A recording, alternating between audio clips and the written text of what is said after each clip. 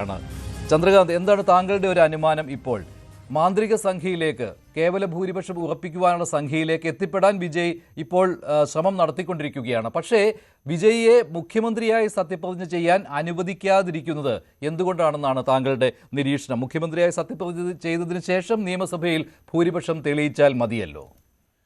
ഇതിൽ ഗവർണർ വളരെ സാവധാനമുള്ള ഒരു പ്രക്രിയയിലേക്ക് പോകുന്നതിന് കാരണം വിജയ് ഫ്ലോർ ടെസ്റ്റിൽ പരാജയപ്പെട്ടാൽ അത് മറ്റൊരു തരത്തിലേക്ക് ഒരുപക്ഷെ ഒരു ഇലക്ഷനിലേക്ക് വേണ്ടി പോകേണ്ട ഒരു സാഹചര്യം ഉണ്ടാവും.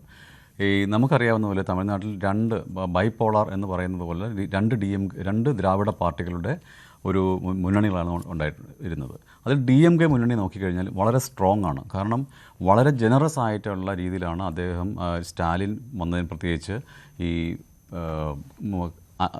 മുന്നണിയിലുള്ള കക്ഷികളോട് പെരുമാറിക്കൊണ്ടിരുന്നത്.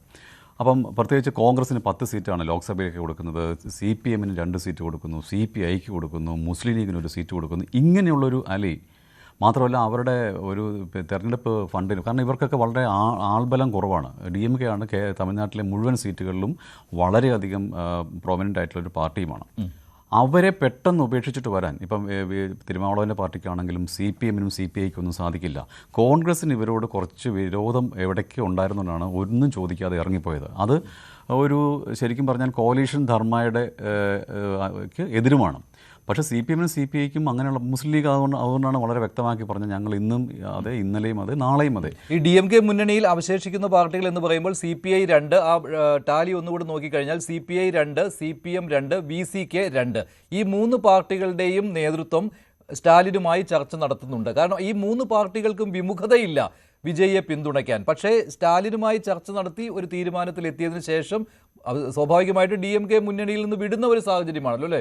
മാറി നിൽക്കുക എന്നുള്ളൊരു സാഹചര്യം അവിടെ വരുന്നുണ്ട്. അപ്പോൾ അവർ എന്തായാലും താല്പര്യമുണ്ട് വിജയിയെ പിന്തുണയ്ക്കാൻ. പക്ഷേ DMK-യുമായിട്ടുള്ള ഒരു ബന്ധം അത് മുറിയുമോ എന്നുള്ള ആശങ്കയാണ് അവർക്കുള്ളത്. അതായത് സഖ്യകക്ഷികളുമായിട്ടുള്ള ചർച്ച നടത്താതെ പെട്ടെന്ന് ഇറങ്ങിപ്പോരുന്നത്, പ്രത്യേകിച്ച് കോൺഗ്രസ് കാണിച്ചതുപോലെ കാണിക്കാൻ CPI-യോ CPM-ഓ തയ്യാറല്ല എന്നുള്ളത് കൊണ്ട് തന്നെയാണ്. അതായത് ഒരാൾക്കൊരു ദുർഘട സന്ധി വരുമ്പോൾ അയാളെ ഉപേക്ഷിച്ചു പോകുന്നതല്ല രാഷ്ട്രീയം. പ്രത്യേകിച്ച് ഇവരെയൊക്കെ വളരെ കൃത്യമായിട്ട് പ്രൊട്ടക്റ്റ് ചെയ്തുകൊണ്ടാണ് സ്റ്റാലിൻ തമിഴ്നാട്ടിൽ കഴിഞ്ഞ കുറേ കൊല്ലങ്ങളായിട്ട് രാഷ്ട്രീയം നടത്തുന്നത്. മാത്രമല്ല കോൺഗ്രസിൻ്റെ കാലത്ത് നോക്കിക്കഴിഞ്ഞാൽ 2004-ൽ ഈ DMK കോൺഗ്രസിനൊപ്പം ചേർന്നുകൊണ്ടാണ് UPA എന്ന് പറഞ്ഞ സംവിധാനം വരെ ഉണ്ടായത്.